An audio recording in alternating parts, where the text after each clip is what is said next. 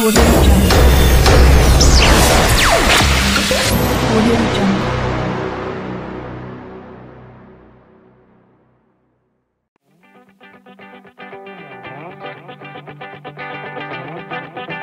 As we discussed the turn-on process of the SCR device from the characteristics, SCR turn-on is conducted when SCR comes to forward conducting state by giving proper gating signal when it is in forward bias condition, right? Why I'm telling only the gate triggering? This is one of the popular and efficient economical method in practical applications. That is why we prefer only the gate triggering instead of rest of the triggering methods. When you come to the gate triggering, this is the basic structure, basic circuit. SCR, anode and cathode gate terminals. Anode, cathode both are connected to the power circuit. This is called a power circuit. Source, load. The anode and cathode are always connected in this power circuit. That is why these two are called power terminals. When you come to the gate, which is called control terminal, where we are giving control signal to turn on the SCR device. So now this is a gate triggering circuit. Basically it is a low power circuit which is connected across gate and cathode. What is the function of gate trigger circuit? Which generates the pulse, gate pulse, and give it to the gate of the SCR device to turn on. Fine. So this is the equivalent of the gate trigger circuit. This consists on gate source voltage and gate source resistance. ES is the gate source voltage, RS is the gate source resistance. So now there are some calculations. When you give the gate signal through the gate terminal, we know that there must be some drop across it. That is the gate cathode drop is the VG. IG is the gate current which is flowing through the gate circuit, which is supplied from the gate circuit, that is ES gate source voltage. Definitely there must be some power loss in the gate circuit, that is average power loss in the gate circuit is PG average. So how do we calculate? We have some relations to calculate this power losses, gate current, gate voltage and so on. ES is equals to IG into RS plus VG. PG average is equals to product of gate voltage and gate current.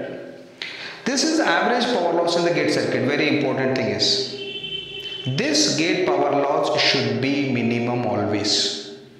It should be less than PG maximum, which is specified by the manufacturer from the data sheet. We can know this PG maximum from the data sheet which is provided by the manufacturer. So what is the relationship between the PG average and PG maximum? PG average divided by a delta should be less than or equal to PG maximum.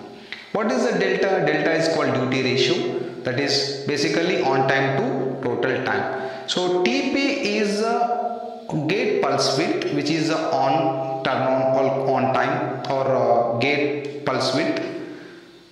T is the total time of the gate signal. This TP is the gate pulse width of the gate signal. T is the total time of the gate signal. By using these relations, we can calculate what is the average power loss in the gate circuit and what is the cathode voltage drop, or what is the gate current and so on.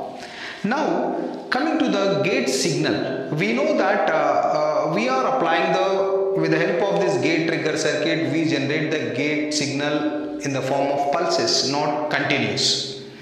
Because SCR is a semi-controlled, it does not require continuous gate signal to sustain in the on state. Once SCR in on state, gate loses its control over the anode circuit, we can remove the gate signal, so no need to maintain. That is why we should generate the gate signal in the form of pulses. Fine? Right. When you come to the pulse mode of operation, this is the gate pulse IG in the form of pulses, where I have given TP is on, this is a T on, this is a T off. So on time of the gate signal, off time of the gate signal. So TP is the on time of the gate signal. We can simply call it as gate pulse width. T is the total time. And this is normally used in the turn on of SCR device.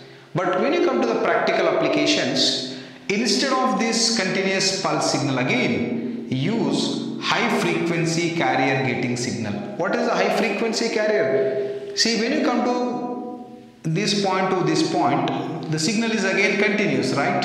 So instead of giving continuous during this period, I am reducing the time period to increase the frequency. These are the pulses, high frequency carrier gate pulses.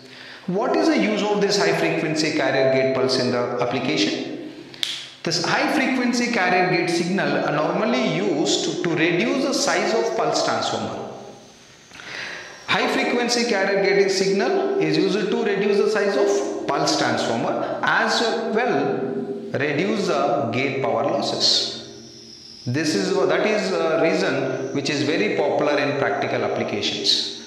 So, but when you come to the calculation part, theoretical calculations, we use this pulse signal to calculate power loss in the gate circuit. But practical case, we use this high frequency carrier gating signal. As I said, to reduce the size of pulse transformer. But what is a pulse transformer? Why it is used in the like power electronic converters or ACR circuits?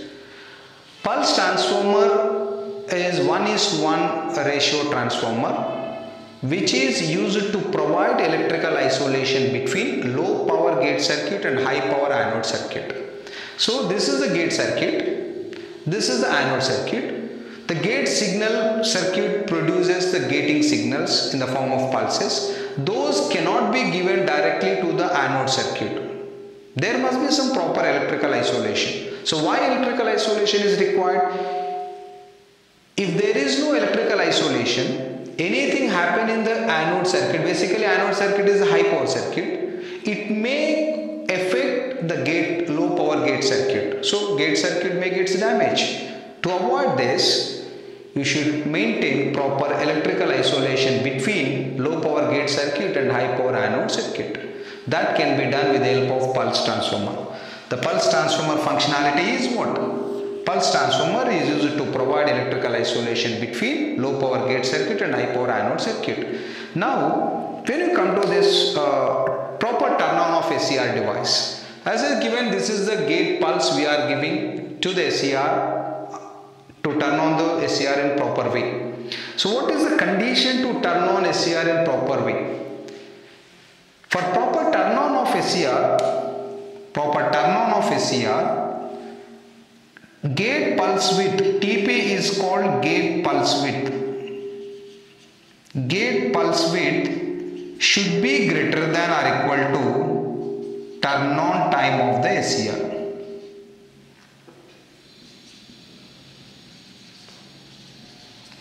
The turn on time specified by the manufacturer, which is fixed, we cannot change it, right?